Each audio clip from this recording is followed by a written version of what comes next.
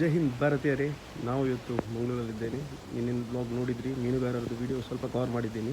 ಇವತ್ತು ನಾನು ನನ್ನ ಮನೆಯಲ್ಲಿದ್ದೀನಿ ಮಂಗಳೂರಲ್ಲಿ. ಸೊ ಇವತ್ತು ನೈಟ್ ಹೊರಡೋದು ಬ್ಯಾಂಗ್ಳೂರಿಗೆ. ನಾಳೆಯಿಂದ ಬ್ಯಾಂಗ್ಳೂರು ವೀಡಿಯೋ ಸ್ಟಾರ್ಟ್ ಆಗುತ್ತೆ.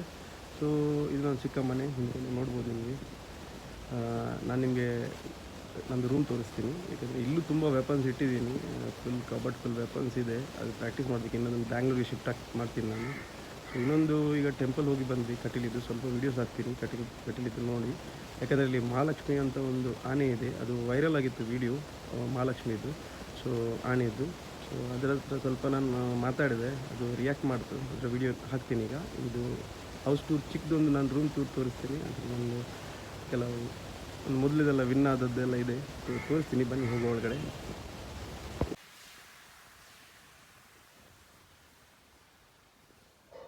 ಮಹಾಲಕ್ಷ್ಮಿ ಮಹಾಲಕ್ಷ್ಮಿ ಮಹಾಲಕ್ಷ್ಮಿ ಇಲ್ಲೋಡು. ಹಾಂ, ಇಲ್ವಾ, ಬಿಡಲ್ವಾ ಮಹಾಲಕ್ಷ್ಮಿ? ಮಹಾಲಕ್ಷ್ಮಿ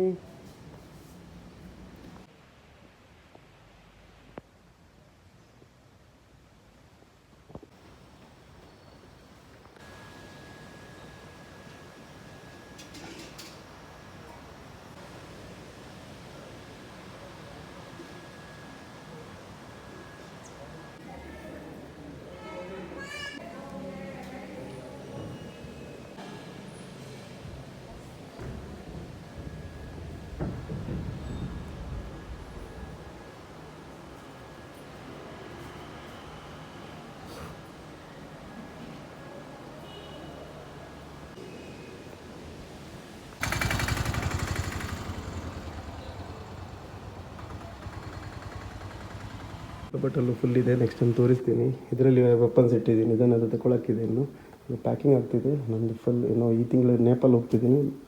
ಫುಲ್ ಪ್ಯಾಕಿಂಗ್ ಆಗ್ತಿದೆ. ಇವತ್ತು ನೈಟ್ ಹೋಗೋದು ಬ್ಯಾಂಗ್ಳೂರಿಗೆ.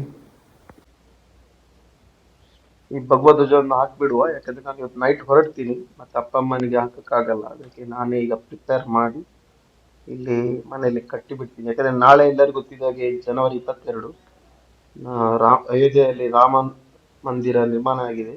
ನಾಳೆ ಎಲ್ಲರಿಗೆ ಅದು ಲೋಕಾರ್ಪಣೆ ಆಗುತ್ತೆ. ಸೊ ನಂಗೆ ಹೋಗೋಕ್ಕಾಗಿಲ್ಲ. ಡೆಫಿನೆಟ್ಲಿ ನಾವು ಆದಷ್ಟು ಬೇಗ ಹೋಗುವ, ರಾಮ ಮಂದಿರ ನೋಡುವ ಅಯೋಧ್ಯೆಯಲ್ಲಿ. ಮತ್ತೆ ಎಲ್ಲರಿಗೂ ಶುಭಾಶಯಗಳು.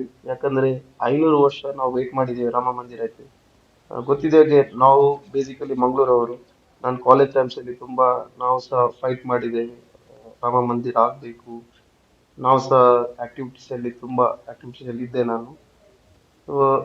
ಕೊನೆಗೂ ಈ ಯುಗದಲ್ಲಿ ಅಂದ್ರೆ ನಮ್ ಜನರೇಷನ್ ನಮ್ಗೆ ನೋಡಕ್ ಸಿಕ್ತು ಇದು ಆಗೋದು. ಇದು ನಮ್ಮ ಪುಣ್ಯ ಅಂತ ಹೇಳ್ಬೋದು. ಸೊ ಮೇನ್ಲಿ ನಮ್ ಗವರ್ಮೆಂಟ್ ಮತ್ತೆ ಯಾರೆಲ್ಲ ಇದಕ್ಕೆ ವರ್ಕ್ ಮಾಡಿದ್ದಾರೆ ಅವರಿಗೆ ಹ್ಯಾಟ್ಸ್ ಆಫ್ ಅಂತ ಹೇಳ್ಬೋದು. ಮತ್ತೆ ಇನ್ನೊಂದು ಯಾರೆಲ್ಲ ಇದಕ್ಕೆ ಪ್ರಾಣ ತ್ಯಾಗ ಮಾಡಿದ್ದಾರೆ, ತುಂಬಾ ಮಂದಿ ಪ್ರಾಣ ತ್ಯಾಗ ಮಾಡಿದ್ದಾರೆ, ಅವರಿಗೆ ಒಂದು ನಾವು ಎಣಿಸ್ಬೇಕು ಈ ಟೈಮಲ್ಲಿ. ಸೊ ಅವರಿಗೊಂದು ಹ್ಯಾಟ್ಸ್ ಆಫ್.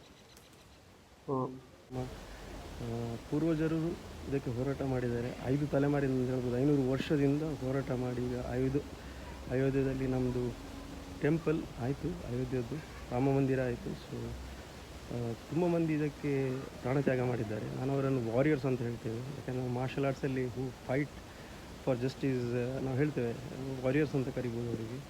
ಸೊ ಎಲ್ಲರಿಗೂ ಒಂದು ಯಾರೆಲ್ಲ ಹುತಾತ್ಮದ ಎಲ್ಲರಿಗೂ ಒಂದು ಸಲ್ಯೂಟ್ ಹೇಳ್ತಾ ನನ್ನ ಮನೆಯಲ್ಲಿ ನಾನು ಭಗವಧ್ವಜ ಹಾಕಿದ್ದೀನಿ ರಾಮಂದು. ಸೊ ಅವರಿಗೆ ಶುಭಾಶಯ ಹೇಳುತ್ತಾ ಈ ನನ್ನ ಇದನ್ನು ಮುಗಿಸ್ತಿದ್ದೀನಿ. ಜೈ ಹಿಂದ್.